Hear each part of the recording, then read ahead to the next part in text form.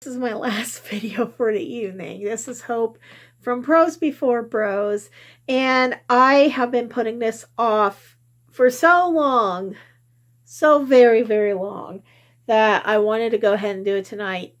First off, yes, I am participating in Contemporary-A-thon. I've been on the fence about it for a while because just life is just crazy. But I decided officially last night I'm just going to go ahead and jump into doing it. So I'm going to try to keep it light. If you guys aren't familiar with Contemporary-A-thon, or you're brand new to the Contemporary-A-thon world, hi, welcome. Contemporary-A-thon is going to be hosted by quite a few people this year. It's 4 different people, and I'm trying to remember everybody. There's a new girl, and I wish I remembered her name, and I can't remember her name. Oh, there we go. Found it. I look up my other phone just to get that information. So Contemporary-A-thon is something that is hosted by Julie from Pages and Pens, Natasha over at My Reading is Odd, Chelsea from Chelsea Darling Reads, and then Mel, who is from Mel to the Any. She has a booktube channel and a pretty good Instagram following that she just recently joined up with the other 3 ladies. Excuse me. Hope you guys didn't hear that. It was like a little bit of a hiccup and a burp combined. What the hell? But anyhow, so she just recently joined up with those 3 lovely ladies to be hosting Contemporary-A-thon. And basically that's what we do. We all get together in the booktube community, read contemporary books for a week. And this week is going to be, let's see, it looks like for this particular challenge, it is February 11th to the 17th. And it is consisted of 7 challenges. Now, the way that Chelsea describes it is, even though there's 7 challenges, you don't have to read 7 different books.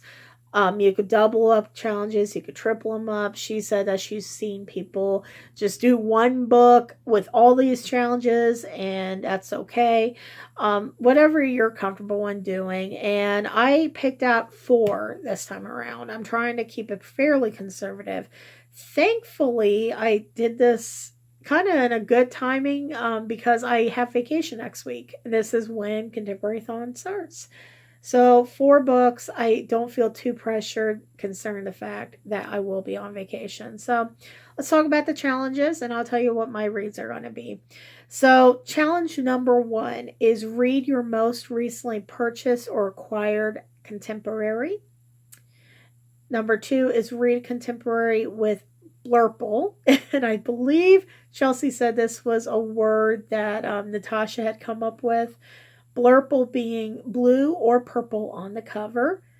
Number 3, read a diverse contemporary, keeping in mind it's African Heritage Month, and an own voices African author would be a great pick.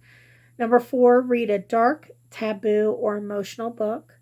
Number 5 is read a contemporary you meant to read in 2018 but didn't get to. And number 6 is read contemporary in a non-traditional format, ebook, audio, graphic novel, etc. And number 7, the final, is read a contemporary with a picture on the spine, not a color or pattern, but an image. So there you have it. So I'll go ahead and tell you what my 4 are. So the first one is Napoli Ever After, and that's by Trisha R. Thomas. I've been dying to read this book, and it's been on my shelf. It seems like this is a great time to read it. So first thing is it's got the blurple action going on, so I got that covered. It's a diverse contemporary, and also it's a book that I've been meaning to read since 2018, but I haven't had a chance to. So there you have it. That's going to be my first read. The second is going to be A Little Something Different, and it's 14 viewpoints on one love story by Sandy Hall. And it has a cute little cover. It's very Valentine's-y. The reason why I picked this particular book is it has, where did it go? It has a picture on the spine. So it has hearts, if you guys can see that, and a squirrel. Yes, apparently this book has a viewpoint of a squirrel. Dying to read it. I can't wait. So that's the only challenge I was on that one. The next book it's kind of a stretch because it's supposed to be a memoir, but I think it would fit contemporary just fine. And that is Fun Home, a family tragic comic. And it's by Alison Bechdel. And I guess it also has its own Broadway show as well. So I picked this because, let's see, what was the reason why I picked it, you guys? I think it was just one, reading contemporary in non-traditional format. So ebook, audiobook, graphic novel. So this is actually a graphic novel.